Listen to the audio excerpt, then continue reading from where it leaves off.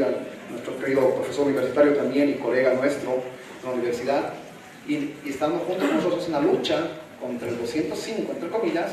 Se ha realizado este encuentro entre estudiantes, el señor abogado, doctor abogado, y nosotros los colegas, para que conozcamos en detalle lo que se ha trabajado respecto al artículo 205 del proyecto del Código de Procedimiento Penal.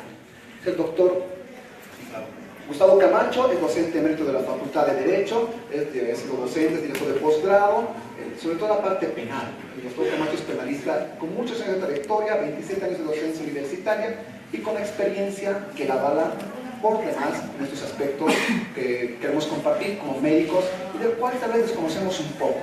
Como doctor Camacho, le dejo con su público.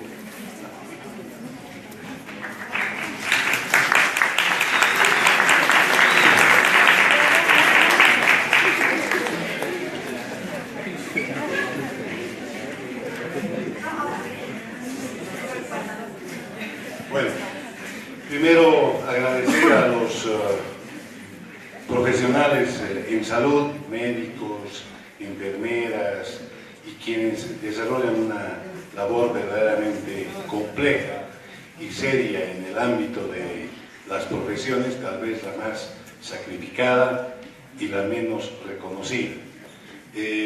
Nuestra tarea, sobre todo, es un trabajo profesional que busca aplicar los conocimientos técnicos a las exigencias de los profesionales y dar una interpretación de lo más cercana a las técnicas penales sobre la problemática.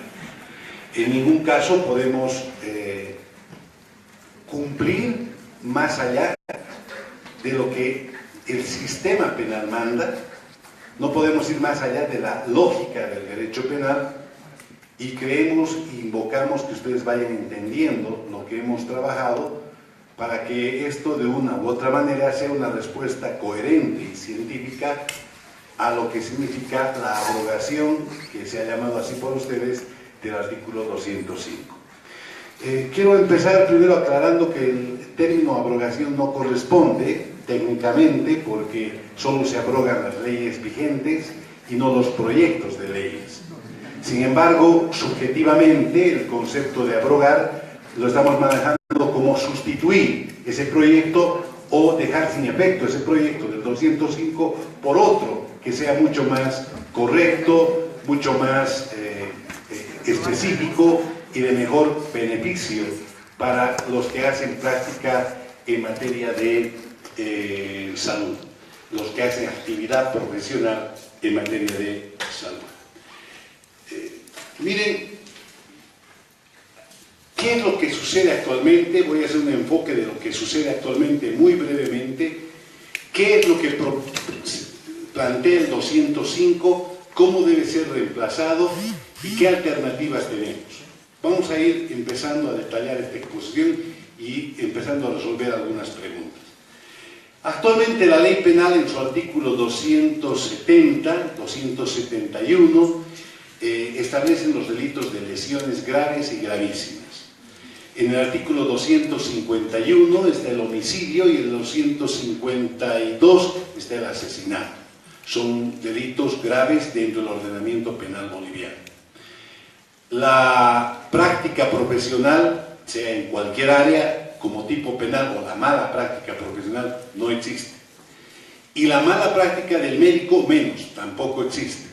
La ley penal boliviana hoy en día solo permitiría que la persecución penal a cualquier médico, a cualquier profesional en salud, se haga por los tipos penales que les estoy mencionando, es decir, por el artículo 270, 271, por el artículo 274, por el artículo 251 y 252. Vuelvo a reiterar: homicidio, homicidio simple, asesinato, homicidio culposo, lesiones gravísimas, lesiones graves, y lesiones leves y lesiones culposas.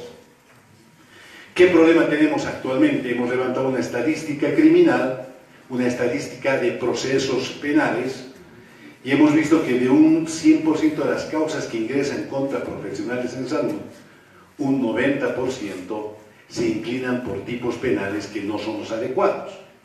¿Y por qué no son los adecuados? Porque la ley penal hace una diferencia grande entre una figura penal y la otra, es decir, no es lo mismo una lesión gravísima o una lesión grave del Código Penal que una lesión culposa.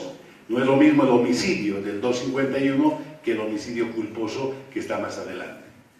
¿Cuál es la gran diferencia? Este término dolo y este término culpa, esa es la gran diferencia. Pero esa gran diferencia se nota desde el mismo proceso, es lo complicado. Es decir, ustedes, la mayoría de los estudiantes que están acá, mañana van a ser médicos y tienen que preocuparse de esto. Lo que sucede es que ocurre una supuesta mala práctica médica, la supuesta víctima o los familiares de la víctima, primero conmocionados por el estado emotivo, lo que hacen es buscar un asesoramiento legal para ir contra el fusible del problema, porque comúnmente el fusible del problema es el médico, y contra este llamado fusible del problema inician sus acciones penales. En muchos casos hay dos problemas aquí que atravesamos. El primer problema es la mala interpretación por ignorancia de abogados de la figura penal, es decir, no distinguir que una figura es dolosa y que la otra figura es culposa. ¿Y por qué hay esta ausencia o este problema de confusión de interpretación, siendo benignos con esos abogados a quienes llamamos primero ignorantes? Claro, hay muchos abogados ignorantes que porque no leen que esa figura necesariamente es dolosa, creen que puede ser dolosa o culposa. El artículo 270 del Código Penal, que distingue o especifica lo que es la lesión gravísima, es un delito solo doloso. ¿Qué significa doloso? Que es un delito de intención, que el sujeto quiere causar la muerte, quiere causar la lesión, que quiere provocar el resultado.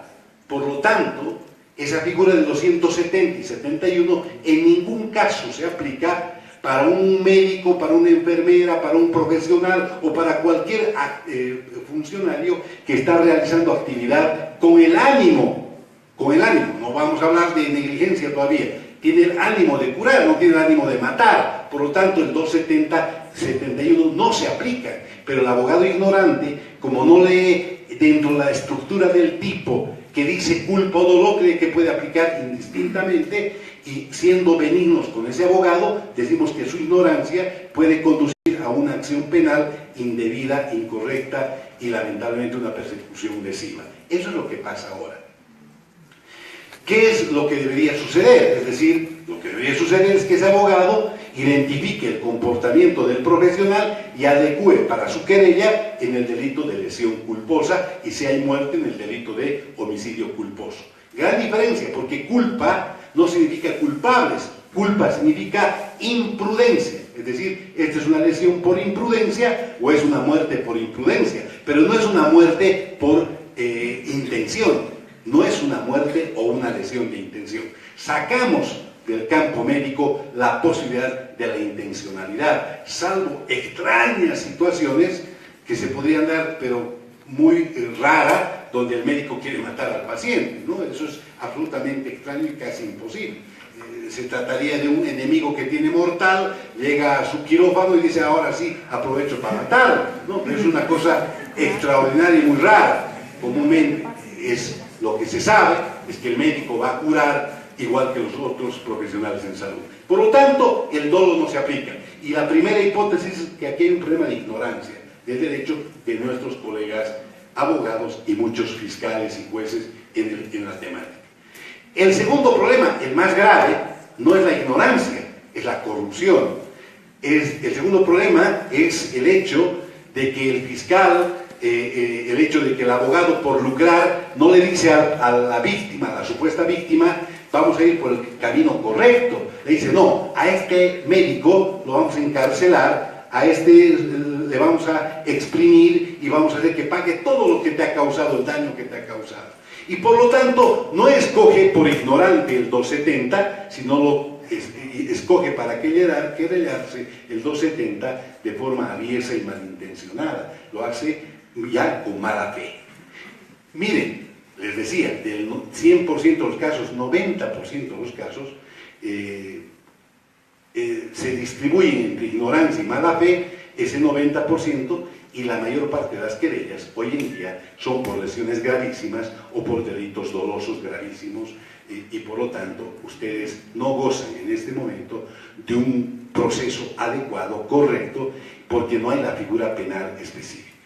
Frente a esa realidad, el trabajo que se nos ha encomendado es primero reconocer que es importante que haya un tipo penal especializado que no permita que las aguas se desborden, que no permita que el mal manejo profesional de abogados, fiscales y jueces se conduzca de una forma indebida, y por lo tanto, al conducir las aguas adecuadamente con un tipo penal especializado, evitamos esta arbitrariedad.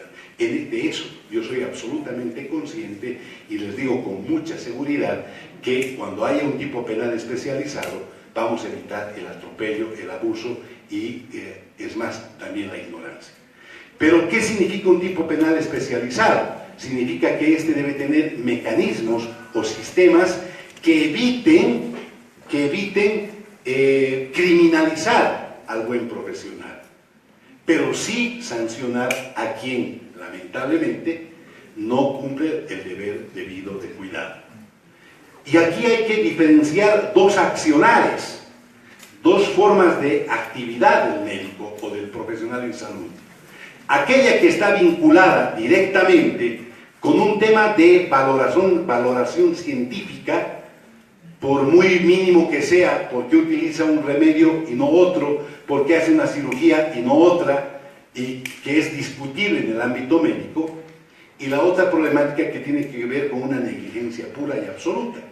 El médico que, estando obligado a estar con el paciente, lo abandona, el médico que va borracho a la cirugía y falla en su acto quirúrgico, aquel que no le importa el paciente y lo desprecia en lo que significa su asistencia. Esa negligencia no tiene nada que ver con la problemática de la duda ante el rigor científico. Son dos formas diferentes de mala práctica médica. La primera, la que tiene que ver con una problemática científica, que tiene que ver con una discusión científica, no puede estar en manos de abogados, fiscales y jueces. ¿Por qué? Tiene que estar en manos de expertos. No puede un abogado interpretar qué es una mala práctica en función a conocimientos científicos si él no sabe esos conocimientos científicos, ni los tiene.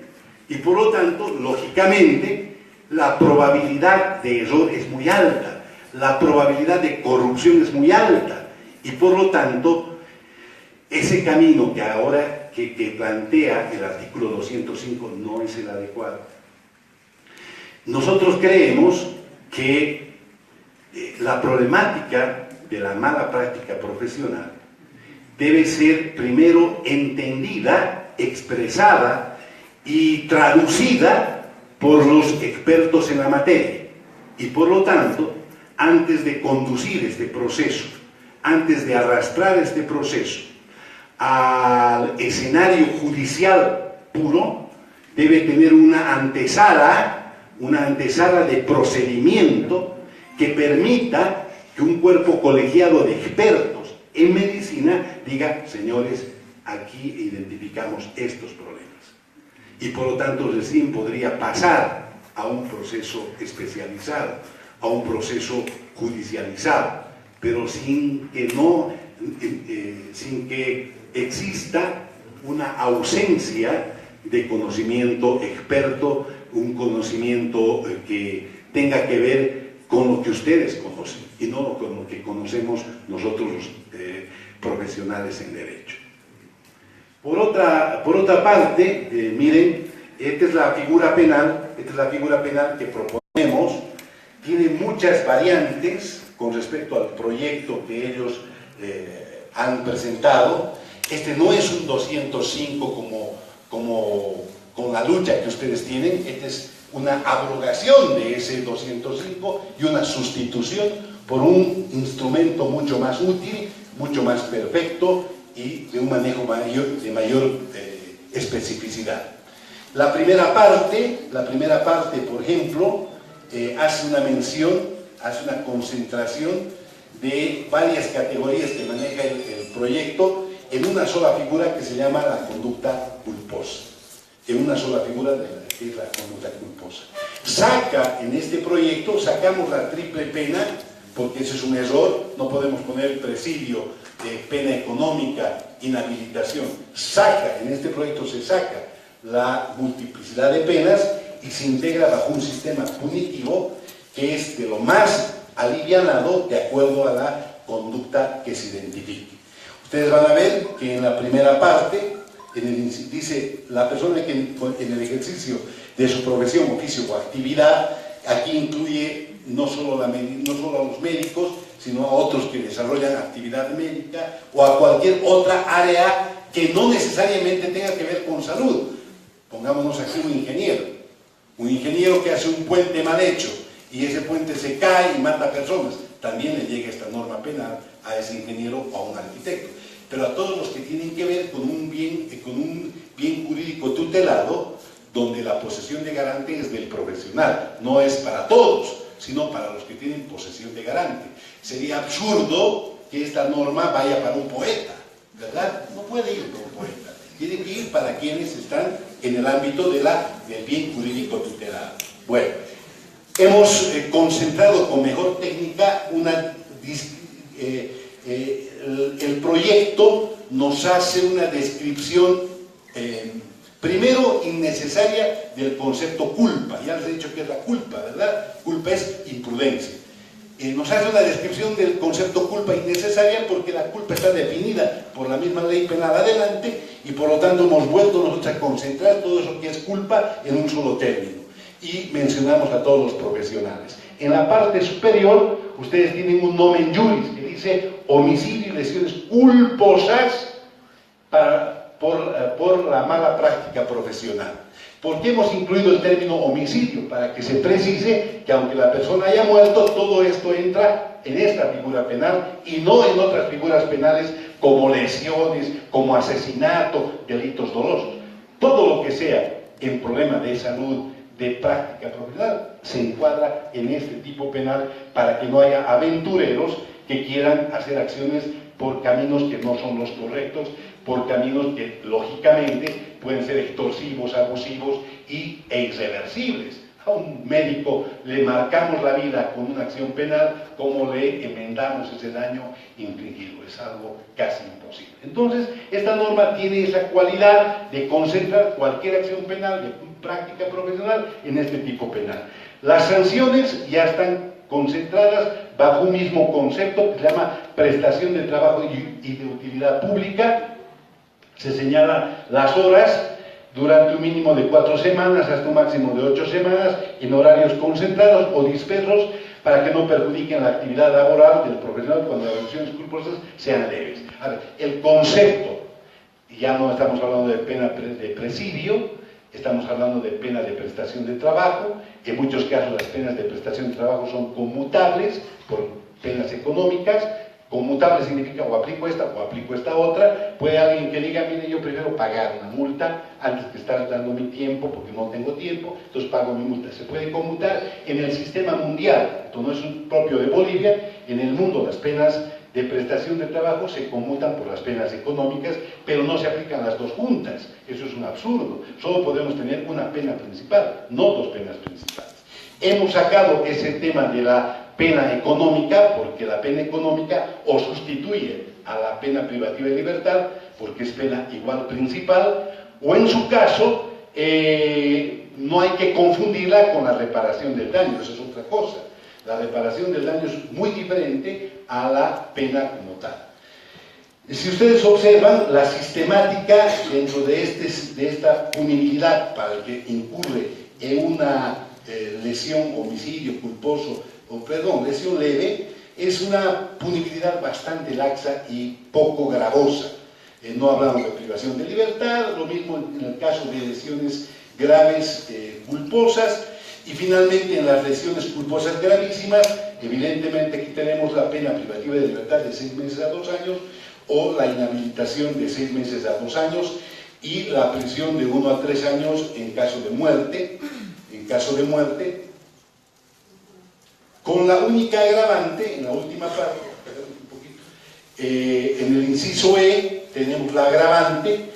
La agravante tiene que ver, van a leer el inciso C, es parte del compromiso serio, social, de la técnica jurídica. Y vamos a ver lo que les había explicado antes. Dice, la sanción será agravada en 1/3 del mínimo y el máximo legal para todos los casos anteriores cuando la mala práctica conlleve la violación de los deberes de cuidado más elementales para cuya determinación no sea necesaria la interpretación o aplicación de conocimientos científicos especializados. Claro, tenemos que distinguir entre una problemática de mala práctica que tiene que ver con la discusión científica, por qué utilizó este remedio, por qué utilizó este otro, por qué operó o por qué no operó, por qué hizo este tratamiento y no este otro, que eso es problema científico, por muy grosero que sea, sigue siendo científico. ¿Por qué le dio? Ustedes van a entender que ketorolaco a un niño, si está prohibido, dirá el médico por esto y por esto y por esto, se defenderá científicamente, pero todas esas problemáticas de rigor científico van a ser parte de, no consideradas como un agravante.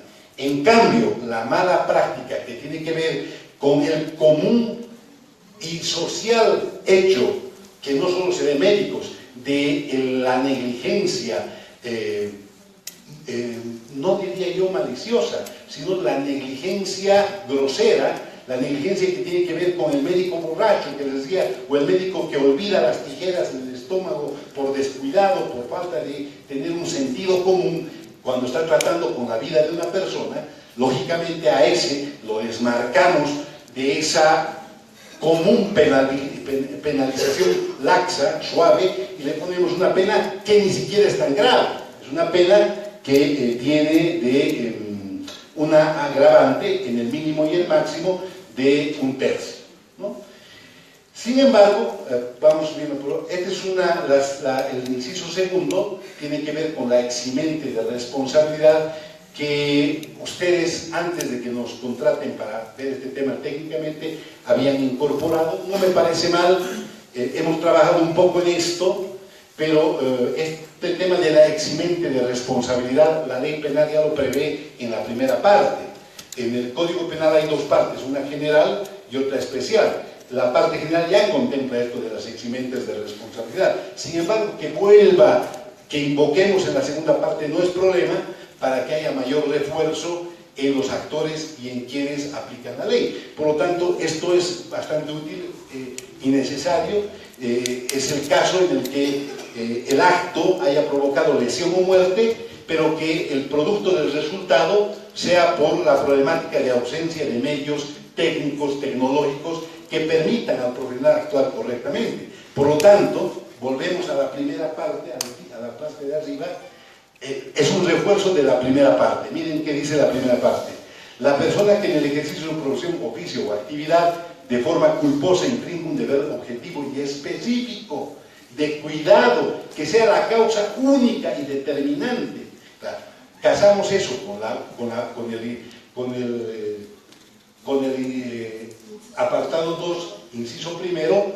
Vemos que si el problema está porque no tenía equipo para aplicar la anestesia, no tenía el instrumental adecuado y eso provoca la muerte, lógicamente, ¿por qué le vamos a ser responsables de médico de algo que no está en sus manos? Esa es una conjugación de lo que está adelante. Y la segunda parte dice, el resultado sea consecuencia directa de riesgos, reacciones u otras circunstancias desfavorables ajenas al ejercicio profesional. Esta es una norma en la que hemos creado nosotros un tipo penal que se llama en materia jurídica específica tipo penal abierto, que tiene que ver con una posibilidad mucho más amplia, una suerte de variantes, como por ejemplo la luz se bajó en el momento de la cirugía y el médico tuvo que terminar como pudo porque la luz bajó y lamentablemente provocó una lesión o provocó la muerte. No es su responsabilidad. ¿Por qué no es su responsabilidad? Porque es una causa ajena al ejercicio profesional. Pero no podemos colocar el casuismo de detalle, ¿no? Cuando se baje la luz, cuando no, entrar en ese detalle es peligroso. Y para no entrar en ese detalle hemos creado el tipo penal abierto, que significa reacciones u otras circunstancias desfavorables. Esto técnicamente para legislar es lo más adecuado, lo más prudente y nos ayuda muchísimo a evitar ese tipo de casuismo que muchas veces en vez de ser favorable es restringido. No se olviden que la ley define y lo que no está en la definición puede que genere conflictos. Vamos un poquito más arriba. Esta figura del inciso tercero tiene que ver con esa distinción de que no puede llegar la ley penal a todos. Este artículo no puede llegar el dicho. Puede haber un poeta como profesional, los mismos periodistas. ¿En qué medida están vinculados con el riesgo a la vida y a la salud? Alguien me dirá, la noticia mal dada puede provocar un paro cardíaco. Miren, esa es una teoría vencida del derecho penal del siglo XIX, la teoría de la acción. Eso ya está superado. Es como, por ejemplo, que a alguien le dieron un golpe en la nariz, estaba sangrando, lo llevan en una ambulancia hacia la clínica y en el camino se vuelca la ambulancia y el lesionado muere. La abuelita dirá, nunca hubiera muerto si no hubiera ido en la ambulancia, ¿verdad? Pero no puede ser responsable el que dio el golpe en la nariz de la muerte, porque hoy en día el derecho penal es objetivo, solo uno responde hasta donde llega su responsabilidad. Por lo tanto, no podemos meterlos en esta bolsa a todos los profesionales y nos hemos salvado los abogados, quiera ser o no, de alguna manera. Bueno, vamos un poco adelante. Dice: el procedimiento penal de los delitos requiere la instancia de parte legitimada en calidad de víctima o la intervención del fiscal competente. ¿Qué quiere decir? ¿Qué hemos hecho? Que para activar cualquier problema de mala práctica solo pueden perseguir este tipo de procesos, solo pueden perseguir quienes están vinculados en posesión de garante. Y por lo tanto, no solo eso, sino solo pueden perseguir, perdón, aquí me confundí un poco, solo pueden perseguir estos delitos los que son víctimas del hecho o las víctimas del hecho, o en su caso el representante del Ministerio Público, pero no un ajeno. ¿Qué le importa un ajeno? Un tema de venganza personal, a ese no le importa. Solo el fiscal y la supuesta víctima. Y también hemos restringido a este actor que se ha creado con el nuevo proyecto. La famosa autoridad de fiscalización no interviene. ¿Por qué va a intervenir en un tema que no le interesa? Es un tema que le interesa a la víctima o a la supuesta víctima y al fiscal. ¿Por qué al fiscal? Me preguntarán. Porque hay alguna gente que no tiene familiares, que es huérfana, que no tiene gente que la proteja, entonces el representante de la sociedad podría activar esta acción. Esta es la parte más importante, el artículo 5, y voy a leer con mayor precisión. Dice: la parte legitimada para actuar como denunciante o querellante y el fiscal competente no podrán iniciar directamente el proceso penal por estos delitos. Con carácter previo y obligatorio deberán promover un procedimiento de dictamen técnico pericial ante el Instituto de Peritaje, Conciliación y Arbitraje del respectivo sector profesional cuya organización, implementación, financiamiento, administración y funcionamiento estará a cargo de sus propios colegios profesionales. Este es el candado más importante de este proyecto, al margen de las otras observaciones. Significa lo que para algunos es antejuicio, significa que lo que para algunos es un procedimiento previo.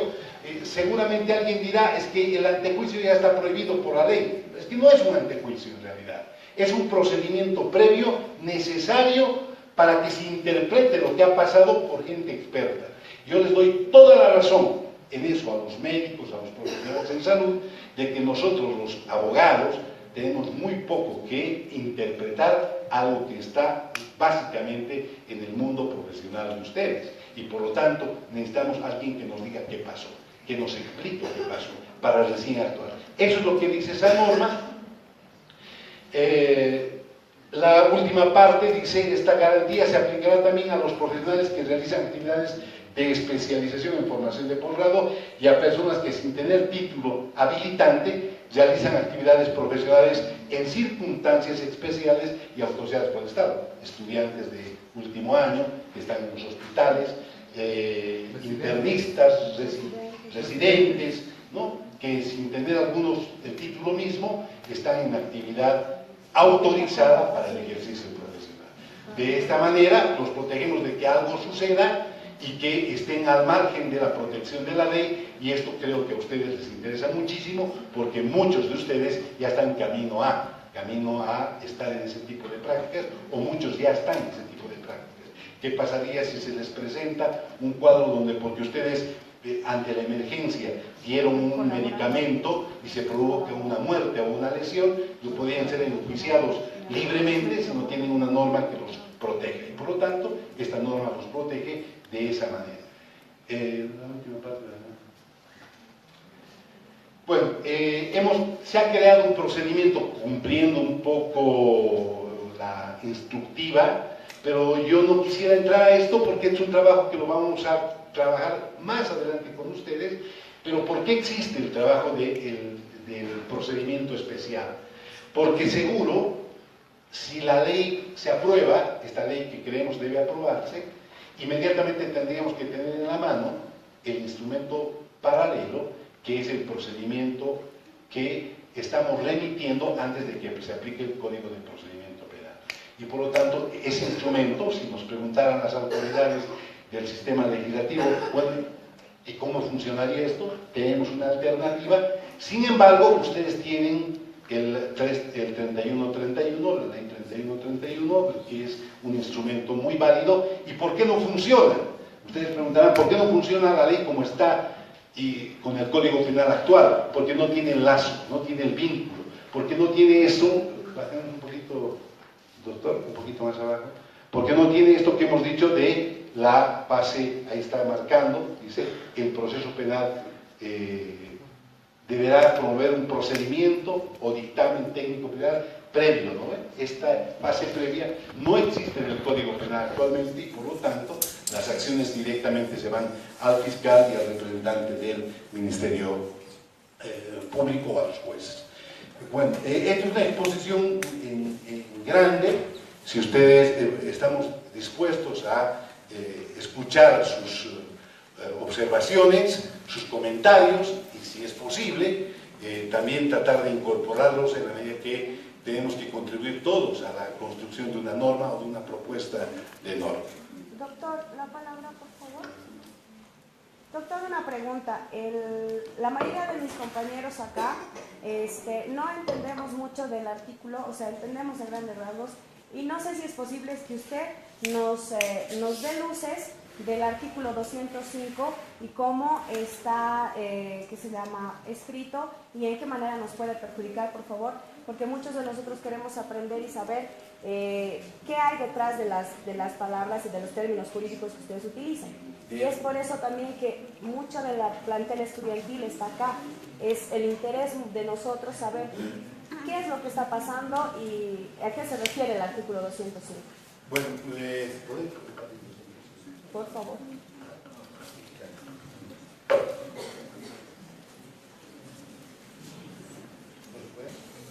Bueno, el actual, usted se refiere al proyecto actual, no el nuestro. No. Ya, el proyecto actual tiene, primero,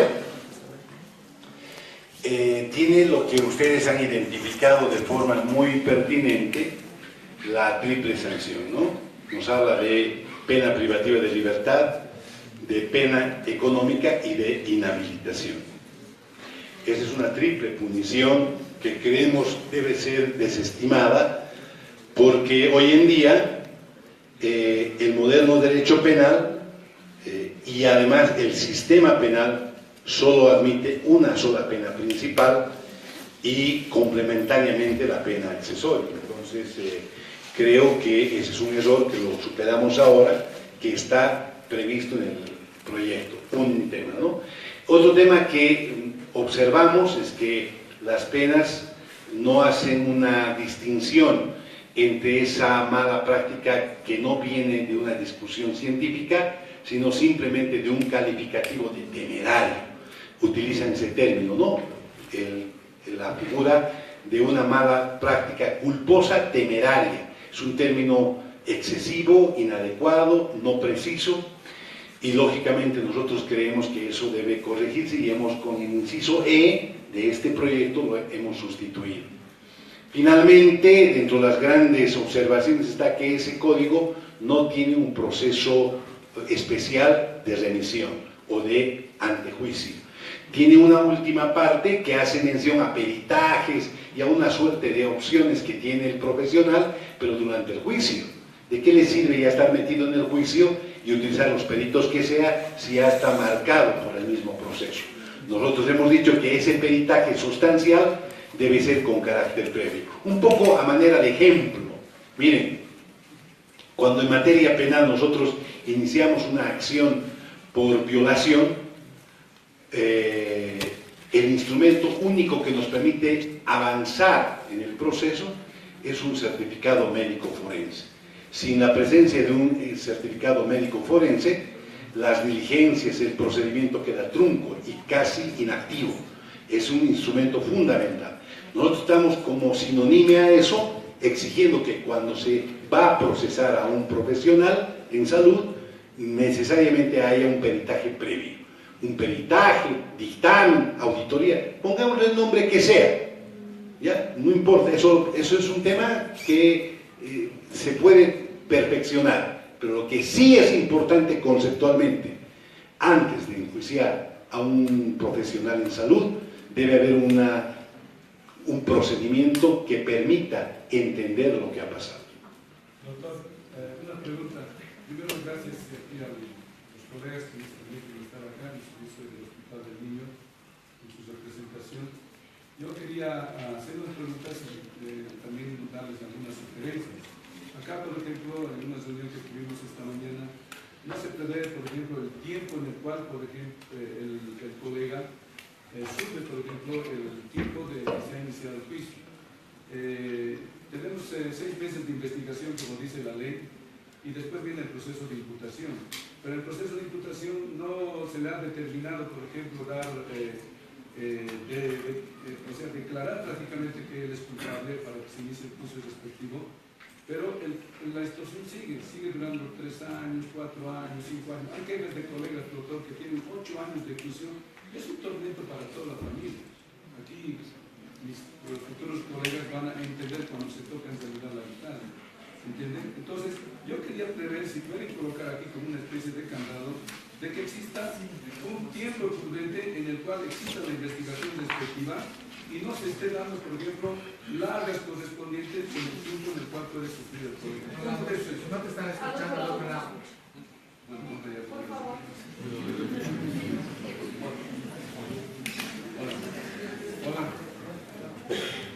Hola, sí, gracias. Bueno, para repetir la pregunta era lo siguiente: no está contemplado el tiempo en el cual se debe llevar a cabo el juicio respectivo y un tiempo prudente en el cual debe terminar, si es culpable o no culpable, para poder sobreseído el colega correspondiente. Eso yo quisiera que lo estudie en forma respectiva para que podamos ver. Ahora, ¿qué pasa con la parte contraria, por ejemplo? Viene el denunciante, hace la denuncia porque generalmente es por descontento. Entonces, viene la denuncia y viene toda la muerte civil en prensa, radio y propaganda. Inclusive hay gente que va con panderetas, etcétera, alrededor del sistema judicial para poder denigrar prácticamente al paciente sin habérselo demostrado su culpabilidad. Entonces, la pregunta es, doctor, si se podría colocar algún candado, porque si se hace una denuncia falsa por venganza nada más, habría que ver la posibilidad de que ese que hace el denunciante, inicialmente se ha comprobado de que el médico es inocente, debería haber algún tipo de resarcimiento, ya sea en el proceso civil o de alguna otra manera para la compensación. Y tercero, doctor,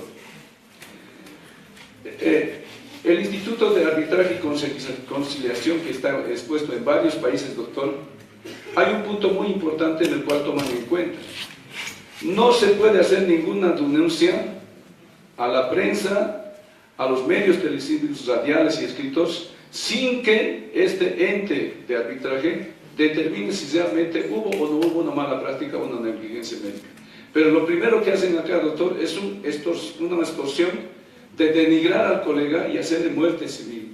Prácticamente, y desde ese momento existe el tormento para cada colega que recibe esto. Y le pongo un ejemplo, doctor. En mi hospital hubo un problema de un paciente que tuvo gangrena gaseosa. La gangrena gaseosa es por una bacteria que se llama el Clostridium difficile, ¿no es cierto? Significa que este paciente, doctor, vino y nos dio una mala información en el sentido que solamente se había caído en la cancha y sufrió una fractura expuesta. Pero hubo la denuncia, claro que tenía que acabar en una infección. Se hizo la cobertura respectiva del antibiótico, pero no nos avisó el paciente de que había recibido un emplastro de intestino grueso en un matadero, el cual prácticamente depositó la bacteria. Entonces, esas cosas, doctor, suceden, denuncias falsas, ¿y qué tiene que hacer? Por no tener el sufrimiento de una prolongada procedimiento de juicio, etcétera, ¿qué hace el colega? Agacha y tiene que hacer la conciliación correspondiente para poder permitir seguir trabajando, porque detrás de nosotros, doctor, como pueden ver, tenemos familia, tenemos muchas cosas alrededor, doctor. Entonces, esa era la pregunta y las sugerencias respectivas.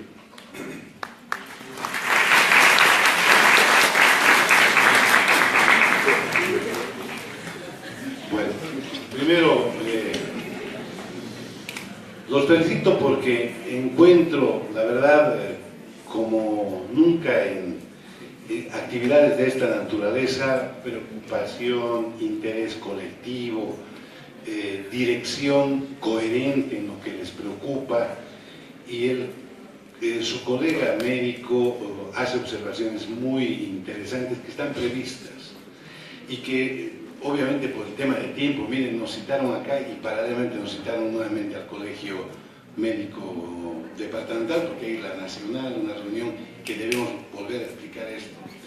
Y por eso hemos sintetizado un poco el tema, para que obviamente llegue a todos los actores, y yo me he preocupado de estar con ustedes, porque primero los estudiantes nos hicieron la invitación el día viernes, ¿verdad?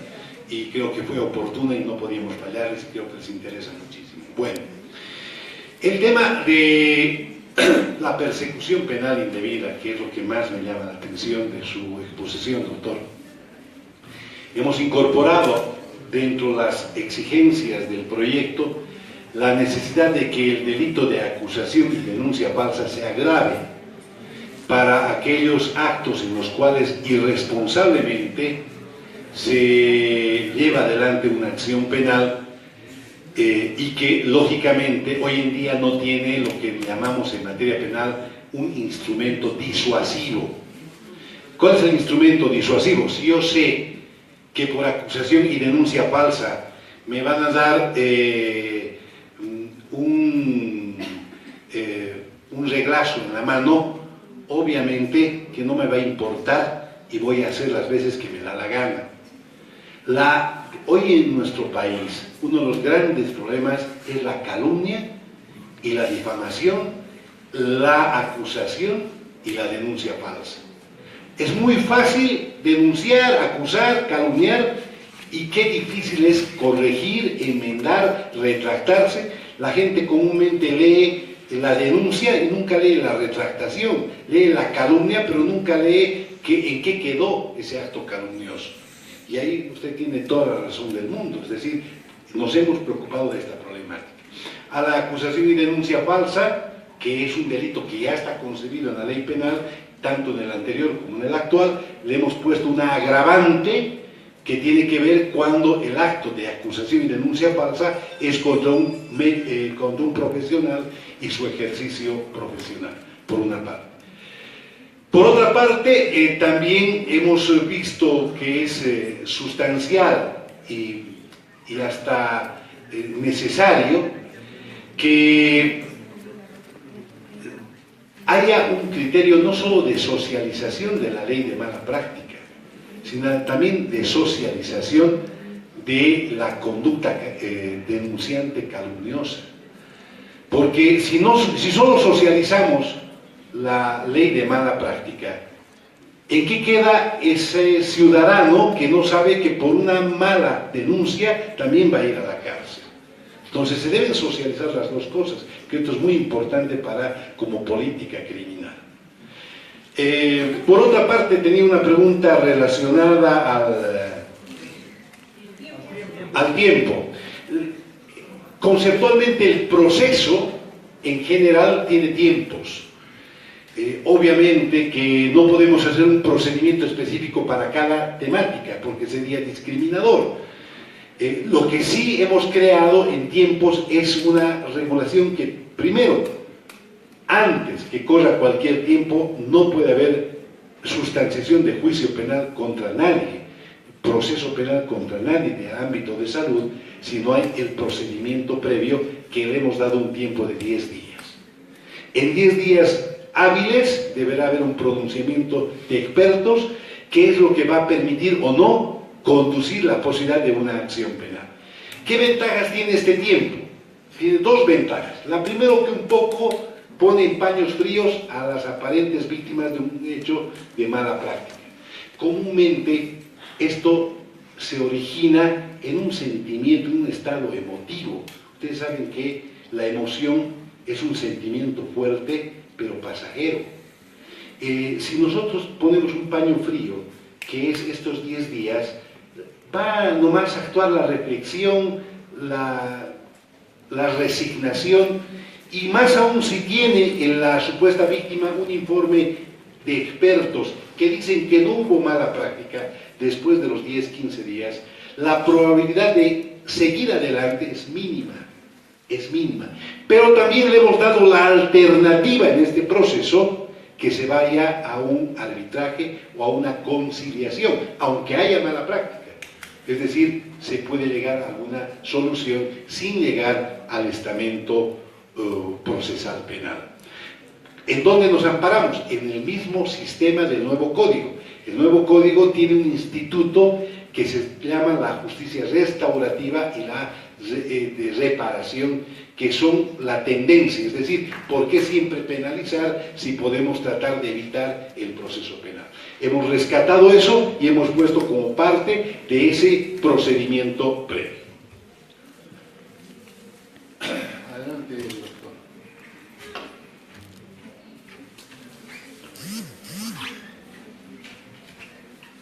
Gracias. Doctor, buenas tardes. Una pregunta. En esa redacción que usted realiza, ¿no es importante definir qué es una lesión leve, una grave o una gravísima? Porque muchas veces eso se presta a subjetividades dependiendo al demandante.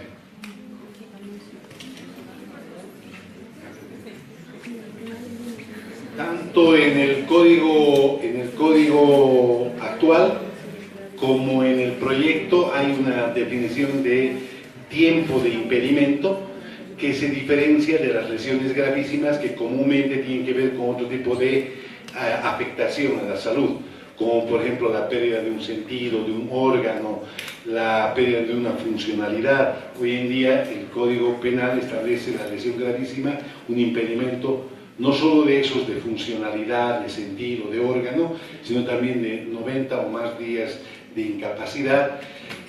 Las menores de 90 son lesiones graves y las menores de 30 lesiones leves. Hay la nomenclatura, doctor, para su tranquilidad, y también en el nuevo código seguro que también tiene la nomenclatura.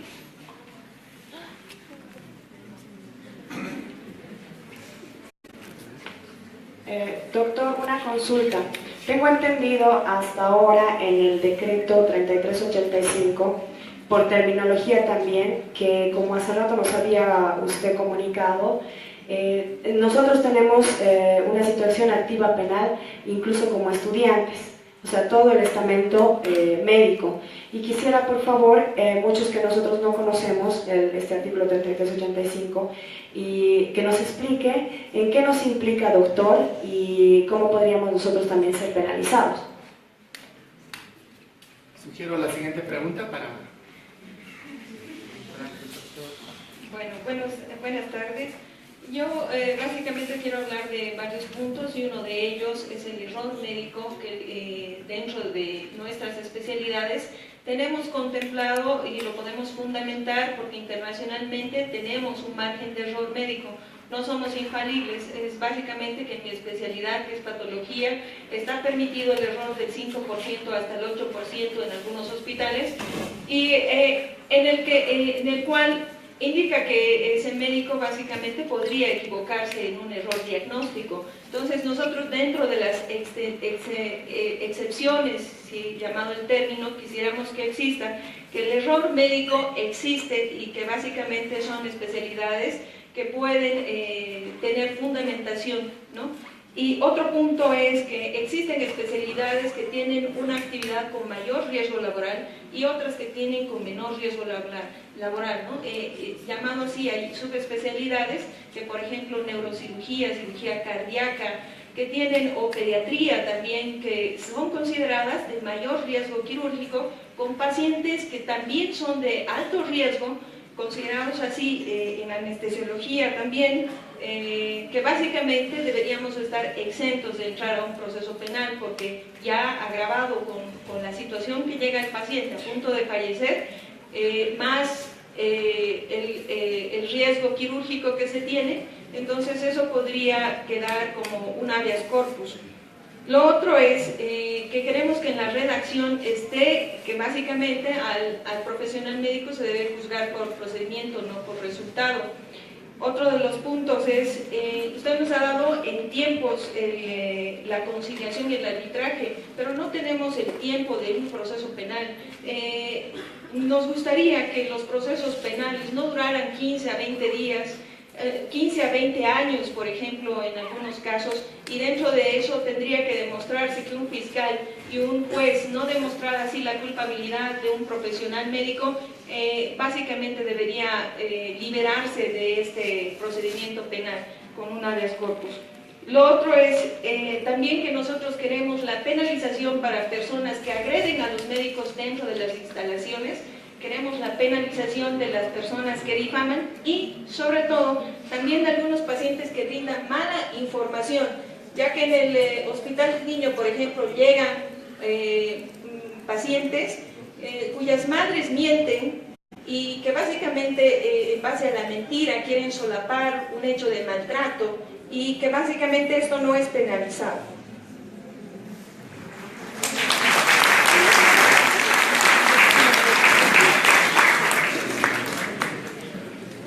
Voy a tratar de precisar, primero con la pregunta de la compañera. En materia penal, todos los institutos que se puedan dar denuncias, acciones penales, tienen que estar encuadradas en la ley penal. Lo que diga esta norma de este proyecto 3335, que es una norma que no tiene que ver con el ámbito penal específicamente, no va a tener un efecto racional si no se encuadra en la ley penal. Eso no hay que preocuparse. Todos los delitos deben estar en la ley penal y por lo tanto, si no están contemplados cualquier acto en la ley penal, tendríamos que no tomar en cuenta como un problema de preocupación. A mí me llama la atención lo que usted pregunta con referencia primero al error. He escuchado esta pregunta muchas veces y es una pregunta muy importante para poderla primero explicar. Yo les entiendo con mucha claridad que identifican algunos temas que tienen que ver con la profundidad del derecho penal y que lamentablemente no ha habido quien les explique a ustedes oportunamente cómo se resuelven estos problemas. Y no es que este código va a ser tan novedoso, o esta norma va a ser tan novedosa, que ya tiene la fórmula para resolver problemas que ya se han dado históricamente en la medicina. El problema del error no solo es médico, hay problemas de error en múltiples materias. El sujeto que sale a cazar, a un lugar donde está activado para cazar y que puede cazar, dispara su arma pensando que le da a una liebre, le da a un ser humano, pero era el lugar para cazar, se equivoca, pero hay en ese acto un error en el objeto. ¿Esto acaso el derecho penal no lo trabajó? Sí lo trabajó, y lo trabajó con mucho cuidado, hace mucho tiempo atrás. ¿Por qué no lo hemos consignado en esta norma? Porque ya está previsto el error en la parte genérica del código que se llama error de tipo. Se llama error de tipo. Y hay dos tipos de error. El error invencible, que significa que el evento no se puede evitar, porque alguien se disfrazó de liebre, se puso un disfraz y a la distancia el sujeto pensaba que disparaba una liebre. Entonces es un error invencible. Pero hay otro tipo de error que se llama el error vencible, que es aquel que con cierto tipo de criterio uno podría percatarse del riesgo. El error invencible, doctora, no es punible. Aquel que uno no puede evitar y puede dar lugar a una equivocación no es punible, o sea, no hay sanción. El error vencible, aquel que uno puede con criterios de cuidado evitar, es punible, pero de forma culposa, no de forma dolosa. O sea, el error vencible, la ley ya lo reconoce como punible, pero de forma culposa. Ojo, no es esto un sacar cara por una norma que no tiene nada que ver con esto. Esto tiene que ver con la sistemática del derecho penal doctrinalmente aceptado en todo el mundo. Esto ya está legislado en todos los países del mundo. El error de invencible y el error vencible. Entonces, para su tranquilidad, no va a haber problema. Ya hicieron una pregunta, es buena la pregunta, pero hay la posibilidad técnica de evitar una persecución penal por un problema de error.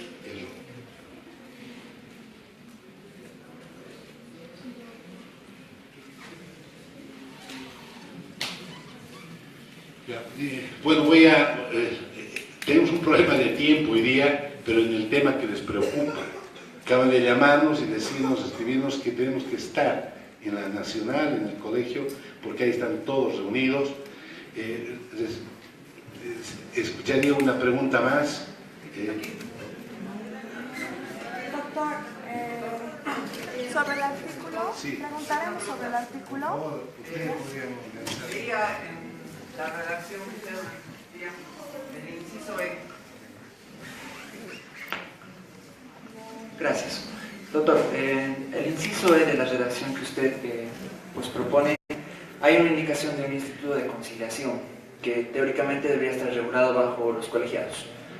Hay una ley, perdón, es un decreto supremo que es el 26.562, ya que es la reglamentación de la ley 31 en el 2005, que autoriza y debería de hacer una ejecución sobre un instituto de conciliación. Este instituto de conciliación es dependiente del Ministerio de Salud.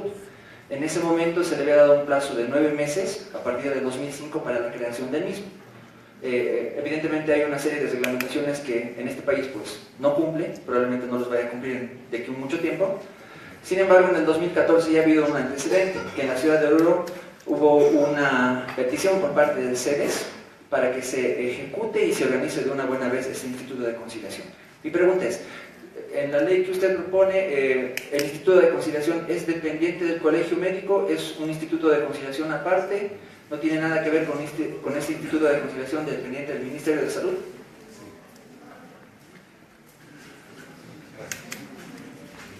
Primero, creo que la pregunta indudablemente es muy pertinente, por dos razones. Aquí hay criterios de distingo entre un sistema que ya existe y uno que estamos proponiendo. Yo creo que es mejor para esto crear algo específico. Y creo que debe estar a cargo solo del Colegio de Médicos. La fórmula perfecta no la hemos planteado, pero creo que deben hacer un poco de ustedes. Ustedes son los que mejor pueden hacer el traje a medida. ¿Qué significa eso? Solo ustedes pueden decirnos quién debería ser la cúpula o ese grupo colegiado de expertos. Yo les pongo un ejemplo. Si me dicen en derecho, ¿a quiénes elegiría usted para que sea un cuerpo colegiado calificado para definir si hay una mala práctica profesional del abogado? Yo diría los más calificados, meritorios y con rango académico de mayor jerarquía. Un doctor en Derecho, ¿verdad? Un doctor en Derecho. Un profesional que posiblemente no ha tenido actividad judicial que lo haya contaminado. Es un supuesto. Lo que yo creo es que esto debemos construirlo juntos. La ley 31 es muy buena, pero no está anclada al procedimiento penal, primer problema. Segundo, yo creo que este procedimiento necesita que sea ágil. Necesitamos que vaya a la consulta un cuerpo colegiado y en 10 días tiene que salir la respuesta para que la sociedad no diga se quieren impunizar, quieren entrar al campo de la impunidad. Si nosotros no le ponemos tiempo y celeridad, van a decir se quieren encubrir, quieren entrar a un sistema de impunidad y obviamente para que no funcione así tenemos que darle celeridad. Yo creo que hay que recoger experiencias muy buenas. Una experiencia muy buena es la del CONAMED, si no me equivoco en el nombre, que se ha dado en México y que los médicos tienen un buen instrumento de guía. Las leyes comúnmente hay que copiarlas. Bien, las leyes y las mejores hay que adoptarlas y corregirlas.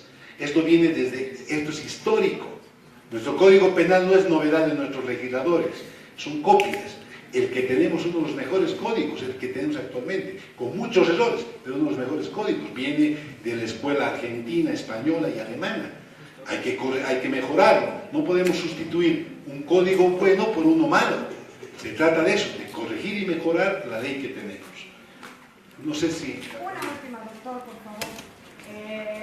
Teniendo en cuenta que aquí tenemos el artículo 205, sabiendo que usted ya está muy apurado, el interés del estudiante ahorita es comprender, doctor, y si usted nos puede resumir cómo nos perjudica teniendo esto acá, es que los estudiantes lo necesitan, por favor, doctor. Sí. Yo lo entiendo y además tendríamos que volver a repasar todo lo que hemos visto. Yo me voy a concentrar en algunos aspectos muy importantes, muy sencillos. Primero, creemos que técnicamente este artículo 205 técnicamente nos está poniendo 3 penas y hay que definitivamente sacar esa visión de triple penalización y convertirlo en una sola pena. O la alternativa de que haya privación de libertad o inhabilitación. Pero no podemos cargar con 3 penas porque el sistema penal mundial no permite eso. Solo debe haber una pena y la propuesta va por el lado de evitar ese problema. El segundo tema, esta norma nos hace una larga descripción de categorías que pueden dar lugar a confusión del operador de justicia. Ese es el problema. Si la norma no es clara, el operador de justicia va a cometer un error. Por lo tanto, hemos enmendado ese error con un mecanismo que tiene que ver con sistemas más depurados para legislar. Y hemos aumentado ahí conceptos que depuran esa problemática. Hemos considerado en el 4º capítulo lo que les decía, en vez de seguir haciendo un sistema casuístico donde pueden algunas problemáticas no ingresar, hemos creado en el inciso B un tipo penal abierto, que es que todas las posibilidades que generen algún problema de lesión o de muerte, todas, y no sea el médico o el profesional en salud el partícipe, debe estar exento de responsabilidad. Finalmente, esta norma penal no ancla, lo que decía el doctor, lo que decían ustedes, no ancla, no vincula de revisión normativa obligatoria a una ley especial. Con esto, mañana, directo al fiscal, directo al juez. Nosotros hemos creado un sistema donde hay lo que llamamos un procedimiento previo, llámese antejuicio, como se quiera llamar, pero es un procedimiento previo de seguridad, que este sistema normativo no lo tiene. Por lo tanto, con ese tipo de mecanismos vamos a lograr objetivamente tener una norma que evite, y voy a volver al comienzo de mi exposición, para sintetizar y terminar. Yo creo que el sistema penal boliviano hoy en día atraviesa un grave problema que es la mala aplicación de la ley por abogados, fiscales, extorsionadores.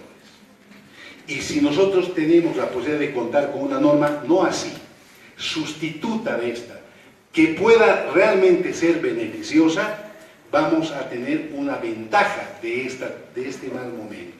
Y la gran ventaja es que ustedes mañana van a poder dormir tranquilos porque saben que antes de ser sometidos al juicio penal de forma directa, van a tener una antesala en manos de gente que mínimamente entiende el problema. Espero que por el beneficio sobre todo de ustedes y sin dejar de lado a la sociedad, esto se enmarque en una racionalidad a quienes, si nos permiten, les prolongamos nuestra propuesta. Yo les agradezco por su tiempo.